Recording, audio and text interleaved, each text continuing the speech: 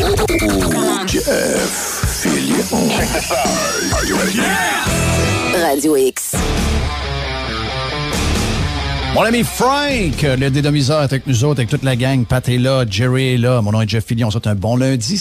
Je voulais te parler un peu de ce qui s'est passé en France aujourd'hui. Puis tu vas voir, on n'embêtera pas trop les auditeurs. On va se ramener quand même assez vite au Québec avec ça.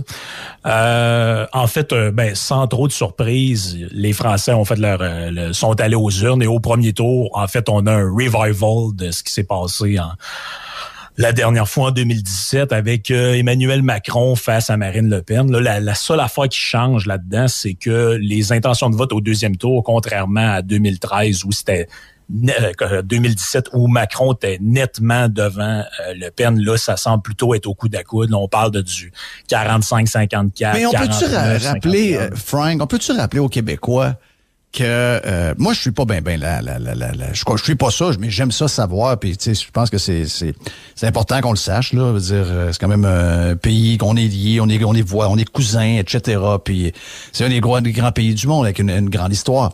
Mais je suis tanné d'entendre que Le Pen, je vous vois ça. Le Pen, là, c'est-tu Éric Duhem, ça, là? C'est comme Éric Duhem, ça. Ça n'a aucun lien, mais zéro lien. Ben, tu sais, c'est drôle parce que j'ai vu je m'en vais direct en même place que toi, j'ai vu un tweet passer, je me souviens plus de quel journaliste, mais il disait, hey, c'est vraiment incroyable, hein, parce que presque 35% des gens en France ont voté pour un candidat d'extrême droite, Marine Le Pen, Éric Zemmour, Valérie, puis tu sais, si t'additionnes tout ce monde-là ensemble, oui. on est rendu à 35, quasiment 40%. Là, tu te dis, je sais pas, peut-être vous pourriez vous poser la question aussi, là, quand c'est rendu 40% du monde sont nazis, peut-être bien que ton concept marche plus non plus. Là. Oui. Je sais pas, moi, en tout cas, je me poserais cette question-là. C'est maintenant, je sais pas, hein, me semble que quand c'est rendu que tout le monde est de même, me semble qu'il faudrait se poser des questions. Mais non, mais moi, j'avais acheté un moment donné pour voir ce qu'elle disait. Marine Le Pen, elle a écrit un genre de manifeste politique un moment donné. Je voulais voir ce qu'elle racontait dedans. Puis, en gros, c'est très anti-libéral, c'est très anti-économie de marché. Je sais pas exactement c'est quoi qui est censé être de droite là-dedans, là, à notre sens, à nous autres. C'est une méga gauchiste contre l'immigration, c'est ça? En fait, c'est une nationaliste qui est pour l'achat local, pour le protectionnisme économique, et pour voilà. toutes ces arts. En fait, je vois pas trop. En fait, je comprends pas pourquoi les gens sont aussi opposés à elle de manière aussi hystérique. C'est proche de la CAQ, hein? C'est la CAQ exagérée, ça se peut-tu? Disons que, en fait, tous ceux qui veulent nous amener sur la politique française, là, parce qu'en gros, en France, la seule affaire qui est distincte, c'est identitaire immigration.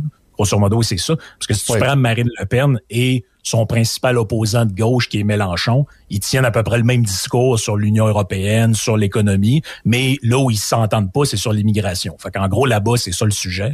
Ici, c'est pas vraiment un sujet qui est clivant. Mais je veux t'amener sur Mélenchon. Parce que Mélenchon, il fait 22%. Et là, je vois... C'est le troisième dans la liste, lui. Il est troisième quand même. C'est un genre de communiste, ça. C'est pas le communiste de la gang, ça?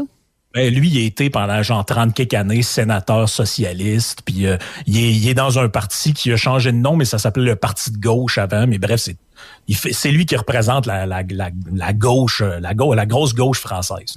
Et là, je voyais passer plein de tweets sur Internet, puis des messages sur Facebook. Hey, c'est vraiment dommage que la gauche française ne puisse pas être au deuxième tour. L'espoir de plein de gens que ça soit la gauche. Puis là, ça vient beaucoup de gens qui ont des drapeaux de l'Ukraine et 3 signes de seringue à côté de leur nom. Faites juste vous rappeler de ce détail-là avant qu'on entende l'audio que je veux vous faire entendre, parce que Mélenchon, en France, là, durant le COVID, là, il a été beaucoup plus loin qu'Éric Duhem. Là. Beaucoup plus loin. Mélenchon, il a dit, quand lui, un moment donné, il a attrapé la COVID, il a dit, moi, je vais prendre de la chloroquine parce que Didier Raoult, là, ça a bien de l'allure ce qu'il raconte sur la COVID. Il a été contre à peu près toutes les mesures que vous pouvez pas imaginer. Oh. Et les gens qui ont l'air à triper sur lui puis être bien déçus qu'il soit pas au deuxième tour parce que c'est la gauche qui s'en va au pouvoir, c'est tout du monde ici qui sont ultra pro-mesure, ultra pro-gouvernement, mais c'est parce que les amis, je sais pas si vous le savez, mais Mélenchon, là, si on l'amène ici, c'est littéralement ce que vous appelez un complotiste. Voilà, exactement. Puis, j'adore ces contradictions-là. Puis j'ai un audio, ça fait à peu près 1 minute 20. Là, je l'ai accéléré parce qu'il prenait des très longues pauses. Mais bref, il y a eu un vote sur le passeport vaccinal là-bas, en France, parce que dans un premier temps, c'était un passeport sanitaire, donc tu pouvais amener un test négatif. Ils ont changé ça en passeport vaccinal. Et là, il y a eu un vote là-bas à l'Assemblée nationale, parce que quand même, il fallait que ça se fasse un petit peu plus démocratiquement qu'ici. Là. Mais il y a eu un vote, et voici ce que Jean-Luc Mélenchon a dit à l'Assemblée nationale sur les mesures et sur le passeport, parce que Mr. White, de son côté, a l'audio, fait que on peut l'écouter là à l'instant. Yes. Nous présentons une motion de rejet et nous souhaitons être accompagnés dans notre rejet. Il y va sans doute de notre dignité aussi de parlementaire dans cette affaire. Pour vous obliger peut-être à présenter pour la première fois un plan qui soit vraiment un plan global et non pas des mesures de coercition enrobées de bavardage sur ceux qui ont le droit de manger du pop-corn ou pas au cinéma ou qui doivent boire leur café debout ou assis. Nous étions contre le pass sanitaire parce qu'il était une illusion. Le vaccin n'a jamais empêché que les personnes vaccinées puissent être à leur tour contaminées et contaminer les autres. Et des dizaines de gens sont dorénavant habilités à contrôler l'identité du tout venant qui va boire un coup au bistrot, qui va dans un restaurant, qui veut entrer dans un théâtre ou ailleurs. Tout ça est insupportable. Nous étions donc contre ce pass sanitaire. Nous voici contre le pass vaccinal parce qu'il est 100% inefficace. Mes chers collègues, que voyons-nous une fois de plus? L'illustration d'un principe philosophique. Qui est responsable du chômage? Les chômeurs. Qui est responsable de la pauvreté? Les pauvres. Qui est responsable de la maladie? Le malade. Et voilà pourquoi la réponse est, si vous n'êtes pas vacciné, alors vous n'avez droit à rien. Regardez dans quel monde nous sommes en train d'entrer. Oui, c'est leur OK, donc ça, c'est l'idole des gens avec les seringues sur leur Facebook, ça. My God, ils sont... Ils ont perdu pas à peu près. Ouais, ils aiment le communisme. Il y a un bout qu'ils ont oublié, là, d'après moi. J'adore. Ben là, c'est parce que là, ça commence. Moi, j'essaie de suivre là, ce que ces gens-là me disent. Là, c'est faut faire payer une taxe aux gens qui sont pas vaccinés. Il faut mettre le passeport vaccinal même dans toutes les grandes surfaces puis dans tous les magasins. Les idiots qui portent pas leur masque, etc., etc. Et là, je vois entre autres des gens qui font probablement partie de la diaspora française. Eux autres, il y avait des petites seringues à côté de leur nom. Ils sont tous partis dans le bulletin de vote à Montréal, aller voter pour ce gars-là. En tout cas, c'est ce qu'ils nous ont dit. Mais là, c'est quand là tu te dis, OK, mais est où la logique là-dedans? Pourquoi ici, les gens qui disent ce que ce gars-là dit depuis des mois sont des édentés, sont des complotistes, sont des récalcitrants, sont des gens qu'on devrait mater puis éloigner des lieux publics, les protéger contre eux-mêmes, etc. Mais vous vous en allez dans l'urne, votez pour le monsieur qu'on vient d'entendre. Ou, en tout cas, désolé qu'il soit pas au deuxième tour. Moi, j'essaie juste de... Comment c'est que le monde est bourré de contradictions de même? C'est quoi? C'est de la désinformation? C'est du monde tordu? C'est quoi la vraie histoire? Moi, je pense que c'est rien qu'une histoire de... C'est une histoire de « je signale à quelle tribu j'appartiens ». C'est comme là, c'est pas une histoire de COVID, c'est une histoire d'élection. Fait que là, les gens font comme c'est qui me ressemble le plus? Ben c'est lui. Fait que je vais dire à tout le monde que j'aurais aimé ça que ce soit lui qui gagne. Mais comme je m'intéresse pas trop au dossier, je suis pas allé voir qu'est-ce que ce monsieur-là racontait sur la COVID. Mais moi, je vous l'ai dit ici, il y a plusieurs semaines de ça, il y a plusieurs mois même, la gauche européenne, à un moment donné, était all-in anti-passeport vaccinal, anti-mesures coercitives. Il y a ici qu'on est viré de même, puis aux États-Unis, probablement à cause de Donald Trump, parce que là, les gens, ils ont comme dit, ouais, mais... Oui, parce que la gauche, ailleurs dans le monde, voulait la liberté voulait pas les lois COVID trop serrées, eux autres.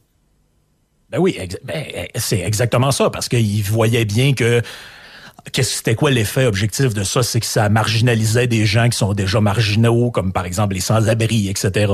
Puis il y avait le discours de justement exactement ce qu'il dit dans le truc, là. Si si dans le fond le malade il arrive à l'hôpital, c'est que c'est de sa faute. C'est de la faute du malade s'il est malade.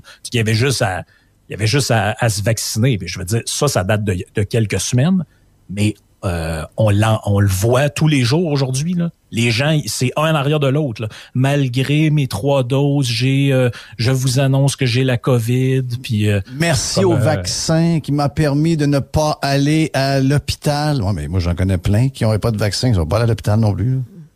Je veux dire, on dirait que c'est systématique que vu qu'ils ont été vaccinés, ils sont pas allés à l'hôpital à cause de ça. Mais non, dites pas ça, là. Je sais pas si c'est, moi, je gâche pas là-dedans. Probablement que ça empêche beaucoup de gens maganés, plus vieux, etc., de pas se ramasser à l'hôpital. Mais, tu sais, si vous avez 29 ans, vous écrivez ça sur Twitter ou sur Facebook, il y a bien des chances que, vacciné ou pas, vous auriez pas été à l'hôpital pareil. Probablement 99% des chances. Oh oui, il y a peut-être un billet perdant à un moment donné qui fait que tu pognes la mauvaise patente puis tu te ramasses à l'hôpital. Mais, je veux dire, d'aller raconter que c'est juste parce que j'ai eu 3 doses que je suis pas allé à l'hôpital. Wow, se calme, là. Faut baisser d'un cran, là. C'est quand même, je veux dire, est-ce que les gens qui nous écoutent réalisent qu'il y a des gens en ce moment, que dans leur journée, ils ont laissé des commentaires en dessous de trucs de Éric Duhem en disant « parti de coucou qui nie la science ». Et ils ont aussi écrit des messages du genre « moi, si j'étais en France, là, j'aurais vraiment voté pour Mélenchon ». On sait son oui coucou finalement. Thank you, man. Notre chum Frank, le dédomiseur, il est notre philosophe, c'est le meilleur. Et on fait une pause, on vient, un bout de boîte avec Jerry avant l'arrivée de la gang du retour. Jeff Fillion. Radio X.